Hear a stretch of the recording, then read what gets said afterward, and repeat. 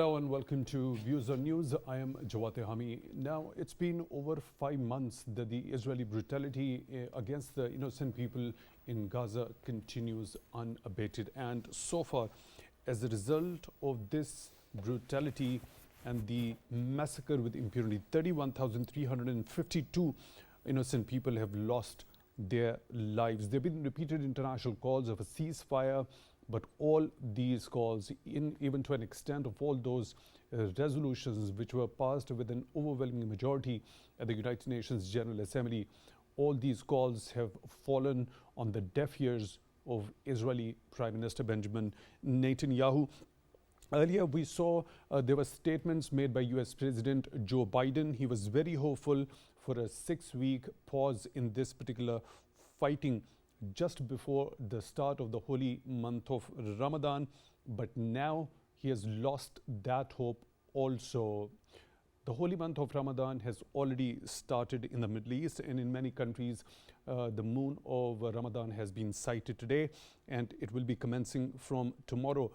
But despite that particular hope, a number of statements made by US President himself, there hasn't been any ceasefire as of yet.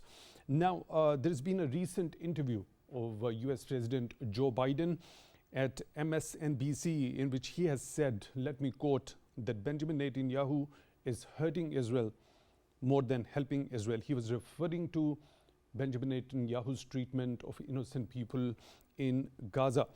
On the other hand, Netanyahu has rejected these comments also, saying that his policies are not his own policies, rather they are supported by overwhelming majority of the Israelis.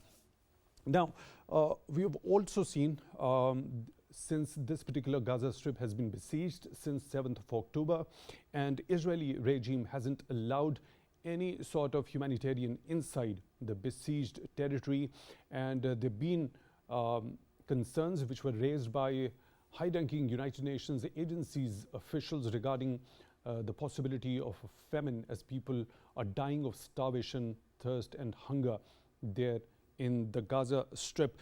US, along with the UK and certain other countries, decided to airdrop aid at the coastal area in Gaza.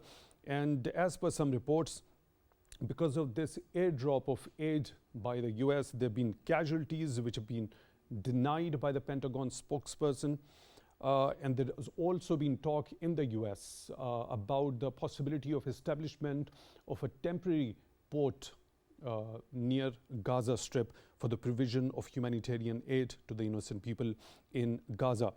Also, we saw earlier the Council of Foreign Ministers of Organization of Islamic Cooperation has also called for an immediate and unconditional ceasefire. Earlier, there were certain media reports that suggested that there is a rift that is being widened as far as the understanding of this particular situation in Gaza is concerned between Israeli Prime Minister, his administration, and the administration in the US. At the outset of this particular brutal invasion by Israel, there were statements which categorically said that Israel had the right to defend itself. Still, this particular statement is being made by the top-ranking officials in the US and some other Western countries also, but the kind of toll, the scale of damage and destruction that has been incurred because of this invasion by Israel that has been criticized in the Western countries. Also, we have seen that there were multiple media reports suggesting the US President Joe Biden had used very strong language as his frustration with the kind of approach and attitude of Benjamin Netanyahu keeps growing with every single passing day. There has been a lot of criticism from within the ranks also. We'll be taking all these matters up for discussion, especially the latest interviews both by President Joe Biden as well as Israeli Prime Minister Benjamin Netanyahu. What those statements made in those interviews actually depict about this particular bilateral relationship and the kind of influence the US has on Israel. For that, we are honored to have been joined in the studio by Air Vice Marshal retired Ijaz Malik. Senior analyst, Mr. Malik, thank you very much for your time, for being with us on the show tonight. Really appreciate that. On Skype at the same time, we are honored to have been joined by Mr. Shahid M.G Kiani, his former ambassador. Mr. Kiani, thank you very much for your time, also for being with us on the show tonight. Really appreciate that. Mr. Malik, now, before going into getting your analysis regarding the statements which have been recently made by both of these, one leading figure, of course, who says that he's being supported by the overwhelming majority of Israelis. These are not his policies. What is happening since the 7th of October against the innocent people in Gaza. When we talk about that particular hope of Joe Biden regarding a 6-week deal or a 6-week pause just before the start of holy month of Ramadan, do you think that hope was based on the ground realities, given the fact that this is not the first time that Israel continues with its brutality, sheer aggression with impunity inside Gaza? For the first time, there has been a similar incident when over 2,000 innocent Gazans lost their lives back in 2015 as a result of that Operation Protective Edge, the so-called Operation Protective Edge Israel launched at that time also. Actually, we have to see it in the larger perspective of not only the international policies of United States, but the domestic policy, environment before, President Joe Biden goes in for the, next election.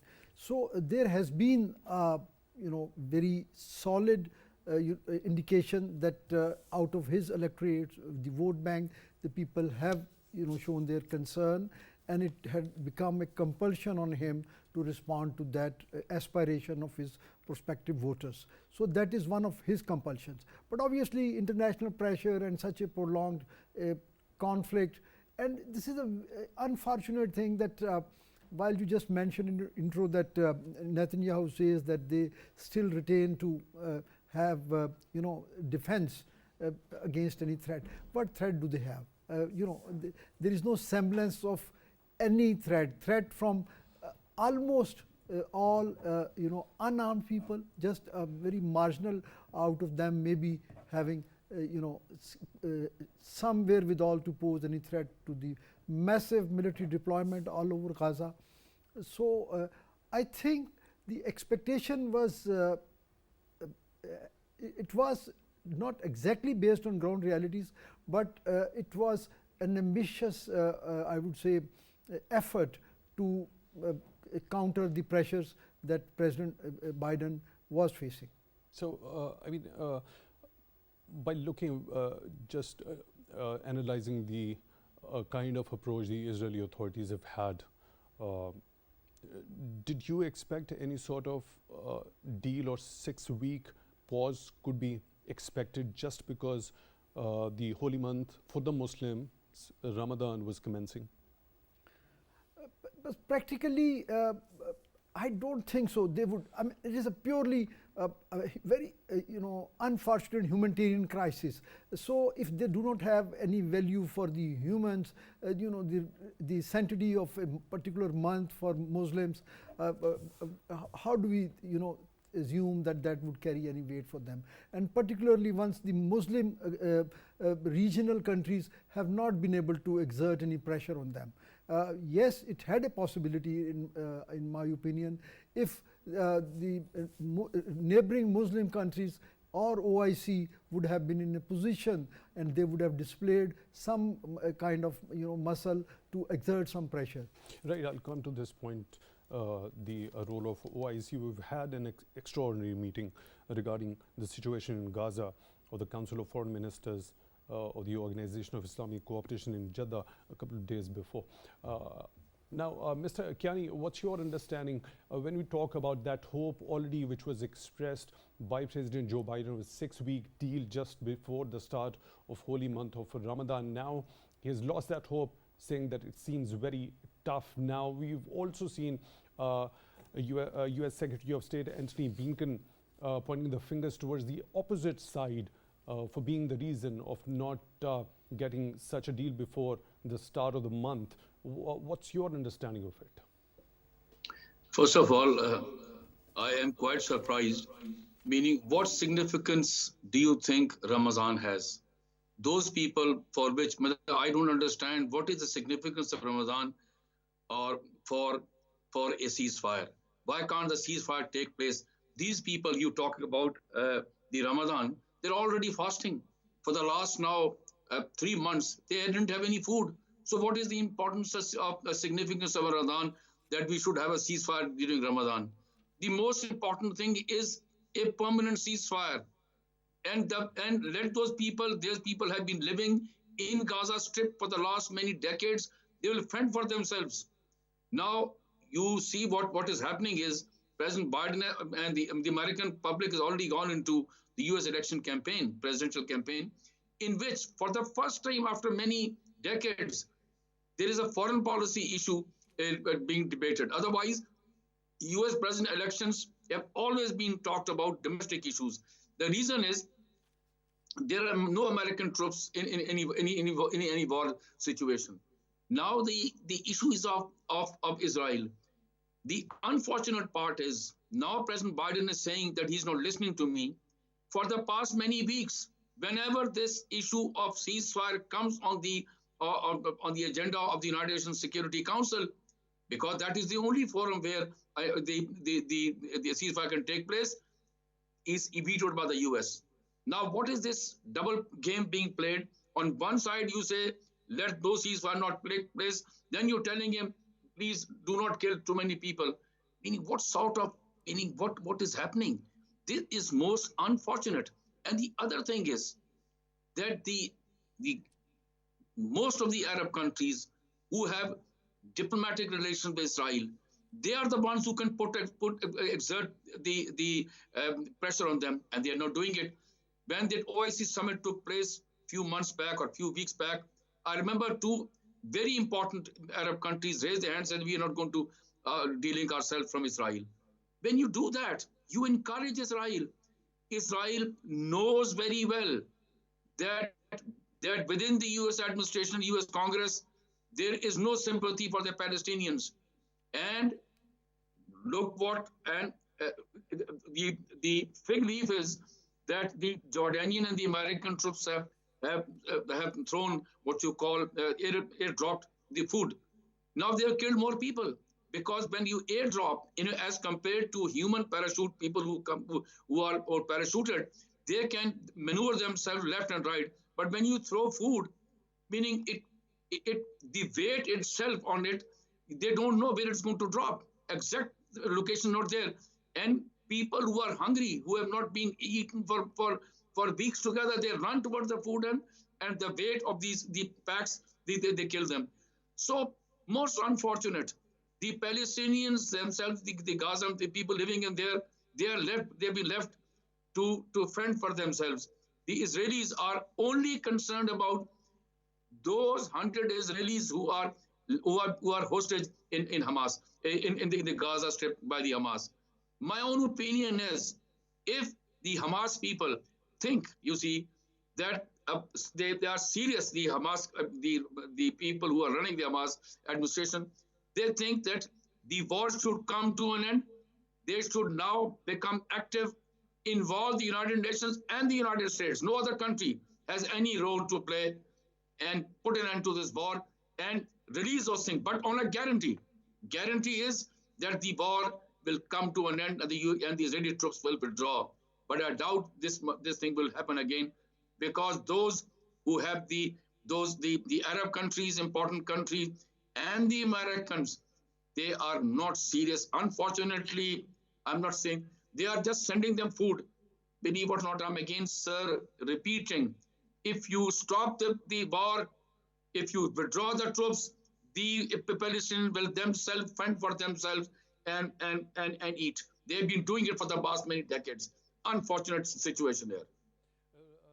Mr. Kiani, please stay with us. We are joined by another participant on the phone line, by Ms. Maliha Lodhi. She has served as Pakistan's ambassador at the United Nations in New York and former ambassador in the United States and the United Kingdom.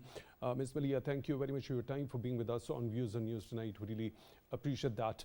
What's your understanding when we talk about that particular hope which was earlier expressed by US President Joe Biden of a possible 6-week deal and a halt to this particular aggression unleashed by Israeli regime on the innocent people in Gaza. Now he's lost that hope. Also, we already know that the holy month of Ramadan is very much there. It has already started in the Middle East already. Did you have any sort of a hope, or that particular hope which was expressed by President Joe Biden was not based on the ground reality and the real approach and attitude of the Israeli regime? Well, I think the question to ask is how serious the Biden administration was in bringing about some kind of a ceasefire. Remember, for months the war has gone on. 5 months of Israel's war on Gaza, which has rained death and destruction on the people there, on the Palestinians. Over 31,000 Palestinians killed in cold blood. Where was the United States when all of this was happening? Why did the United States veto 3 draft resolutions in the UN Security Council calling for a ceasefire? And then to sort of say that they're trying for a ceasefire for the holy month of Ramadan, I think is a little rich to claim that, because they've continued to send arms supplies to Israel, enabling the Israeli war machine to continue. And they've really failed, if indeed there was a serious effort, they have failed to convince Tel Aviv to at least pause the war. So I'm sorry, I am absolutely not convinced.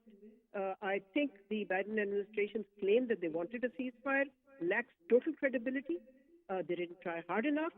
They certainly didn't weigh in with the Israeli government the way they should have.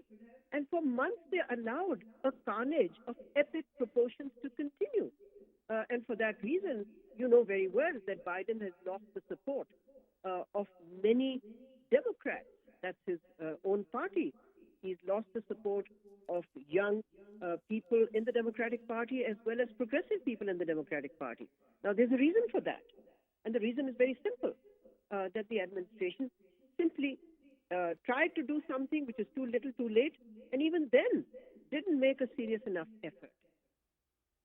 Right, Ms. Maliha, there has also been a talk of establishing a temporary port along the coastal lines of Gaza for providing humanitarian aid to the people over there by the US. Now, the Pentagon is also talking about it, but the kind of time, the planning for its execution that is required, that will take at least 60 days for its planning and execution. Do you think that would suffice, and is that doable? And what does that particular gesture actually depict about the US? Actually, it's not a gesture at all. It's an eyewash. I mean, if a war is allowed to be continued by Israel, and it's a vicious, cruel war, where 80% of Gaza's 2.3 million residents have been uprooted from their homes. As I said before, 31,000 people or more killed. Israel has used starvation as a tool of war. Now famine is threatened in large parts of Gaza. Now, if you look at this American so-called gesture, as you're describing it, to send humanitarian assistance in, what kind of a gesture is this against this backdrop? It's not a gesture at all. It's an eyewash, because the war is continuing. Unless the war is brought to an end, there is no question of humanitarian assistance reaching the people in quantities that are required. Plus, I think, if you look at what is happening at the world level today, the international community, except for the United States and perhaps the United Kingdom and Israel, of course, they all have been calling for a ceasefire for 5 months now. But who has stood in the way of a ceasefire? The United States, the Biden administration. They've allowed Israel, they've given Israel a license to kill, and the killing has gone on, and Gaza has been turned into a killing field. So to say that we are now creating this so-called bridge to send humanitarian assistance, I'm afraid not only is it too little too late, but it just lacks total credibility. This is not the way to do it. You have to first end the war, have a permanent ceasefire, because even the ceasefire the US was trying to broker with Qatar and the Egyptians in Cairo, this 40-day idea, was not a permanent ceasefire. What is 40 days supposed to do? This war has to be brought to an end. The killing has to stop. And the United States has made no effort to try to stop the killing. It has shown no empathy for the Palestinians that have been killed in the tens of thousands. It has not cared for the children and the women who have suffered so much, and thousands of whom have been killed. Right, Ms. Maliha, as you already mentioned, there has been a thrice veto on the part of the United States of America when it came to the resolution at the United Nations Security Council asking for a ceasefire in Gaza. We saw a statement, it was criticized by and large. We saw an overwhelming vote at the United Nations General Assembly for a ceasefire with 153 members voting for that. But at the United Nations Security Council, where there are the permanent fives, so there was a veto, and that was the third resolution which was vetoed with a negative vote by the United States. Specifically talking about the kind of reaction that came from Pakistan's side, Pakistan's permanent representative at the United Nations, Mr. Munir Akram, criticized this particular negative veto vote by the US and also said that Pakistan has long held the democratization of the United Nations Security Council. So what's the way ahead when it comes to this particular phenomenon? Well, I don't think there's going to be any reform of the UN Security Council anytime soon. I think for reform to take place, the 5 permanent members of the Security Council have to agree. And they will not, who willingly agrees to give up their own power? So if these countries are not going to give up their veto power, just calling for it is not going to make it happen. Plus, I believe that during the phase of the caretaker government, Pakistan adopted a very weak position.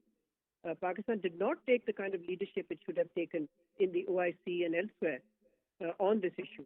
So we took a position where, you know, statements were issued from time to time. That's fine. But beyond that, I think the caretaker government really showed no spine in the kind of position it should have taken. But anyway, that's behind us now. I think the real question is what is going to happen next. And by the looks of it, the month of Ramadan, as you yourself were saying a little while ago, is going to be a very, very grim and difficult one for the Palestinian people. Because, you know, the Israeli forces have not only prevented worshippers, in fact, they have gone and used force against worshippers in the holy place of the Al-Aqsa Mosque. And in Gaza also, they are preventing people from going for their prayers to mosques. So I think what is happening there on the ground is something that can only be addressed if the war is brought to an end and Israel is restrained from carrying out its military offensive, which it has actually been intensifying in recent weeks. So we have seen that on the eve of Ramadan, Israel actually, intensifying the fighting rather than pulling back or allowing some kind of a pause in the fighting. Ambassador Maliha Lodhi served as Pakistan's ambassador at the UN in New York and former ambassador to the US and UK. Thank you very much for taking time out for Views on News tonight. We really appreciate that. Mr. Malik, now, this airdrop of aid, what does that mean to you? And it has been reported there have been casualties because of this airdrop, because of that sheer weight. And also, which is the point, very pertinent point made by Mr. Kiani also, that when this particular aid is dropped in the air, into the air, it is at the mercy, it can't be properly navigated. So it is completely at the mercy of the air. And it led to those casualties, which is of course been denied by Pentagon. How do you see this particular operation of airdropping the aid? Yes, just going about the operational aspect of this airdrop operations. Normally, an aircraft like C-130, the load master is responsible for loading the entire load on board the aircraft, and the riggers are responsible for safe and smooth, pulling out and sending it through the ramp into the air to be dropped in a particular identified drop zone. In this particular case, the drop zone might have been identified, but it wasn't possible to ensure that that area is cordoned off. So if there is a malfunction of any particular parachute which is carrying that load, so it will fall like it's free fall motion, and it will fall like a dead weight. So the overall weight that which was dispensed, for example, while the C-130 has a capacity of around 42,000 pounds, and what America has acknowledged that in one sort mission they have dispensed with 38,000 and in another 36,500. So every pellet or every shoot has a sizable weight. So if the people are underneath that, obviously it will be devastating. Normally it doesn't happen. It's very rare that any airdrop operation would have such large number of the failure of the parachute opening while conducting these operations.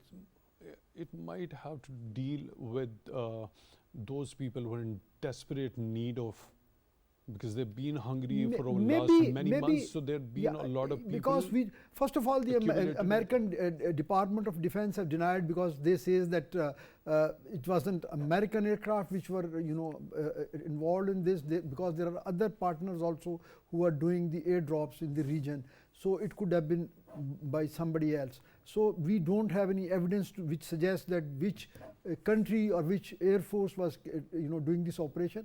US is doing this operation in collaboration with Royal Jordanian Air Force, and they have denied this.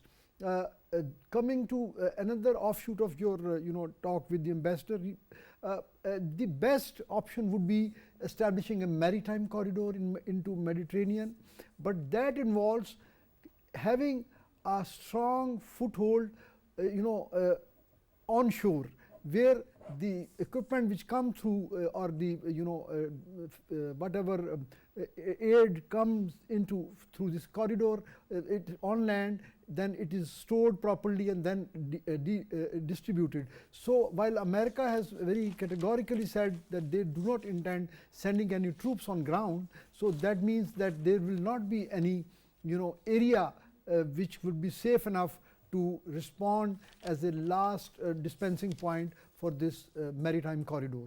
So we do not have that option anyway. Airdrop is an option, but this is not the first option. The best option would be through truckloads, the land routes, and for that there is a Shalom checkpost in the southern Gaza that is being pursued by Americans through their negotiation, that if that is opened, then the trucks can move in with the aid package. So what about that talk of establishing a temporary port over there, which would require at least 60 days of planning and execution, with 1,000 troops taking care of the entire operation there, but then without letting them go on the ground?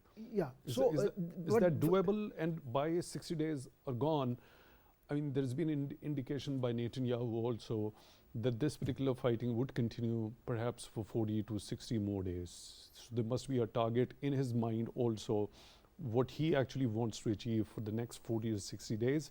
And if this particular temporary port is established, it would take around 60 days for establishment. So what's the correlation between the two? I would say if American administration is serious, there is no harm establishing a maritime corridor and establishing a port, even if it takes 60 days, and let's assume that we have an end coming to the war in 45 days, for example.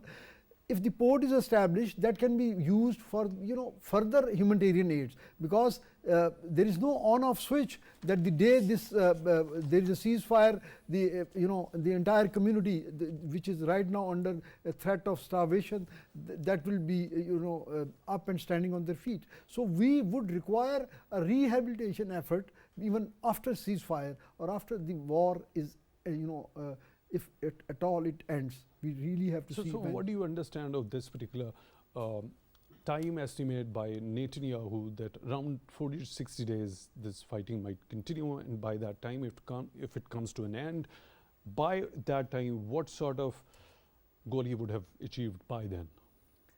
Would that be including the incursion or invasion directly into Rafah, which hasn't been yet the case, because there have been warnings by the US regarding the invasion in Rafah. But again, there is another statement by Netanyahu suggesting that he's not going to care about those statements also, no warnings like that also, and he's going to have that invasion into Rafah also. So is that invasion into sight for the next 60 days? Maybe. It depends. Actually, we do not have actual situational awareness what's exactly going on, and neither the Israel Netanyahu hasn't ever categorically given any statement regarding their objectives in tangible terms. So what have been implied is that they want to reduce, rather eliminate all present or potential threats. So how does that translate into physical objectives? We really don't know. But maybe there is some battle damage assessment, and they have some estimation of completion of their task which they have assigned to their local commanders, and they have given an estimate of around 40-45 days to complete those objectives. Right. Mr. Kiani, you already talked about this going to be the election year in the US. Also, we've also seen multiple reports suggesting that being opposition to the policies of the US Biden administration regarding the situation in Gaza. There is a report that is right in front of me that says that in the swing state of Michigan, 100,000 Democrats voted uncommitted in the party's recent primary as a protest against US support for Israel. Also, Mr. Raphael Warnock, the Democratic senator from Georgia, cited warnings that aid workers that an Israeli incursion into Rafah could kill up to 85,000 more Palestinians in 6 months. Then there is also a quote by US President himself that he understands, he does not blame the voters for being upset, adding that what I'm doing everything I can do to try to stop this, what is going on in Gaza. How do you analyze these developments?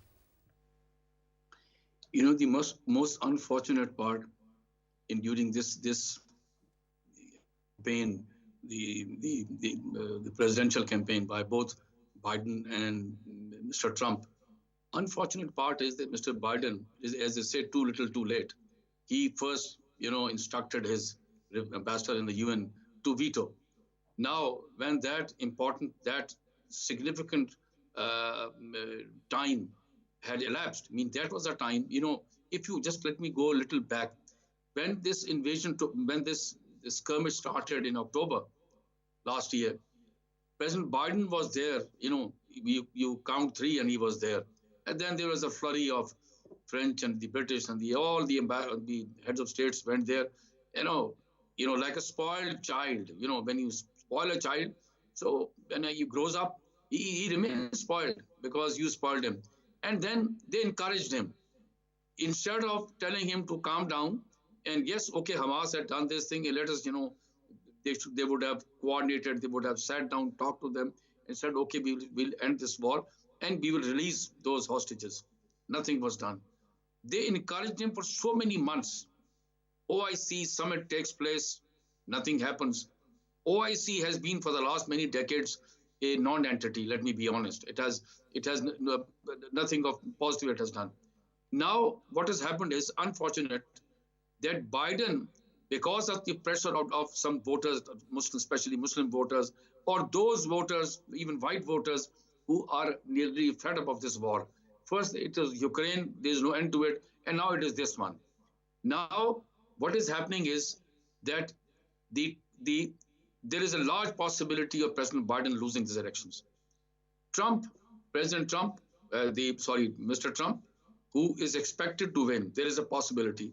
He is already committed against the Palestinians and fully supporting the Israelis. So the Israelis, they have a very strong, vote within inside the United States. They exactly know what President Netanyahu, Prime Minister, knows exactly what he's talking about. He knows that the Palestinians virtually, as compared to the votes of the ultra-right in the US who are supporting Israelis, they understand there is hardly any chance of any support within the US Congress or other strong lobbies where the Palestinians would be able to ask for a ceasefire. So it is falling in deaf ears. The Israelis, as I said to you, like a spoiled child, continues unabated. As I'm talking to you, the U.S. Defense Secretary, or the Defense Minister, he was talking to his Israeli counterpart only yesterday in Washington, D.C., and looks like, literally speaking, I say in a lighter vein, I don't understand. He's asking him, please stop, for the Ramadan. But do you think, anybody would believe that USA tells Israel to stop and it doesn't stop? Meaning, I fail to understand what's happening. And again, I say to you, there is no significance of Ramadan for the people of Palestine, people of Gaza. They are, and I tell you frankly, as I'm even talking to you, every day 120, 130 Israelis, Palestinians are dying. So what significance Ramadan holds for them? They're already being dying. They're already fasting. Meaning the difference is that the fast started many months back. They have nothing to open the fast. The most important thing at this time is that the Arab countries who have diplomatic relations with Israel and are significant, they are economically so well off, they can put a pressure on Israel by sending their senior people inside Israel and United States, telling them that enough is enough. Meaning, can you imagine thousands of children have died, for God's sake? They couldn't even see the world, meaning they were in their crutches, in the hospitals, and they have died. Why can't this war come to an end? And look at another thing. Rafah crossing is on the Egyptian side. What have Egypt and Jordan, who have borders with Israel, done to stop this war? Two very, very important countries in the Arab world. And I said to you, it's unfortunate. Where do you go? United Security Council, non-entity, nobody listens because it is vetoed. Even now, United States can, tell its ambassador that please call a special session and ask for a ceasefire, a consensus, because the other member want a ceasefire, but that is not happening. So the killing goes on, people dying, and the Israelis are asking for these 100, hostages to be released. I don't know. And the meeting which took place in Egypt has ended with no ceasefire on the other side. Most unfortunate. Believe it or not. Mr. Kiani, if this particular fighting is going to continue, I see your partner from the ejection, and you rightly pointed out, if the U.S. wants this particular aggression by Israel against the innocent people in Gaza with a kind of sheer scale that we've seen over the last 5 months, it can still bring in a resolution at the United Nations Security Council. But why would it bring already vetoing 3 important resolutions urging for a ceasefire there? So what's going to be if the United States happens to be complicit in it? So what's the ultimate objective? What does this particular statement by Netanyahu depict that this particular fighting might be wrapped up most possibly in the next 2 months? By that time, Ramadan would also be over. What could be the ultimate objective at the end of those 2 months, 5 months down the lane now, what he has achieved so far and what he's going to achieve after those 2 months, perhaps a month? He says it could be reduced to a month also. You asking me? Yes, Mr. Kiani, please go ahead. Okay. Yeah, the thing is, 2 months down the road, 2 months down the road, you see, most of the Israelis, most of the Palestinians who are living in Gaza have shifted towards the Rafah, in the north. Now they are thinking that living here may save them. In the next 2 months, there will be more killing. There will be more Palestinian dying. Meaning now is the time. As I said, sir, Ramadan can be taken as an advantage, and they can think that they can negotiate and say, okay, Ramadan, the holy month of Ramadan, let us have a ceasefire, and that can be extended and made a permanent thing. But the meeting which was taking place in Cairo has ended, the Hamas leadership already left, because I do not know, meaning even in wars, a compromise has to be struck. I do not know what Hamas administration wants to do. I know they are suffering, poor people, they are suffering. But the thing is, why on earth a ceasefire cannot take place? The Americans would, believe it or not, win so much of support within the Muslim world if they put a pressure on the Israelis to end this war, and they can negotiate the release of the Israelis who are being held by the Hamas, the hostages. But you can't blame the Hamas, because if they release them, then they do not have any bargaining chip. That is the worst part. So I do not know what is going to happen. And after 1 month, you have the Eid al-Fitr. What are the Palestinians going to celebrate even after they have fasted? If more killing is to take place, so for them, meaning neither the Ramadan is important, neither the Eid al-Fitr. It is now, again, I said to you, sir, the whole Muslim world, especially the Arab countries who have diplomatic relations with Israel, needs to put a pressure now, today, not tomorrow. And let the Israelis understand that, yes, the Arab countries will not take this thing, lying down, because so many months have gone, so many people have died. Who's going to look after them? Believe it or not, I'm surprised. Most of the Western countries are supporting the Israelis, either quietly or publicly. So where do we go?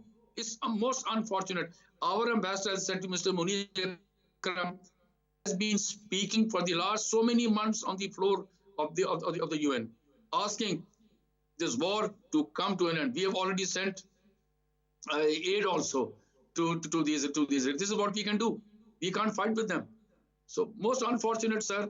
And I do not know, I'm telling you very frankly, sir, we are all answerable to the Almighty as to, we'll be asked as to why these women, children, old people, why did they die? Most unfortunate, sir. Right. Let me proceed with the discussion. Mr. Malik, now, again, going on to the statements, President Biden says the only real solution to the Israeli-Palestinian conflict is the two-state solution. Now, again, a rejection of that. Israeli Prime Minister has rejected saying any attempt to ram down our throats a Palestinian state. So, is there going to be no Palestinian separate state as per the UN resolutions? By looking at this statement that he always rejects it, and this time around again, after President Biden saying that it is the only real solution, he's again rejected it. Exactly. This is, the past statements and action by the Israel, and particularly under the leadership of Netanyahu, is any reference. I think this is what they have been, contesting, that they do not believe, they are not willing to abide by UN resolutions.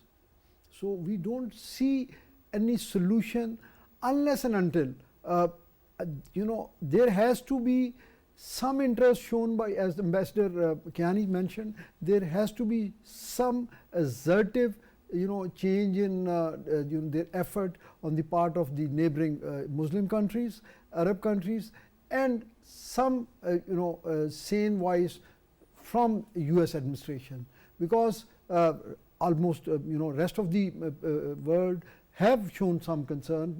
The permanent member of UN Security Council, other than America, they have, done their effort as far as the, resolution for. Okay, here's a supposition. If let's, because when we talk about the kind of the sheer number, there's also been described by President Joe Biden also lamenting that more than 30,000 Palestinians killed in Gaza were not the Palestinian groups members, right? They were the innocent civilians.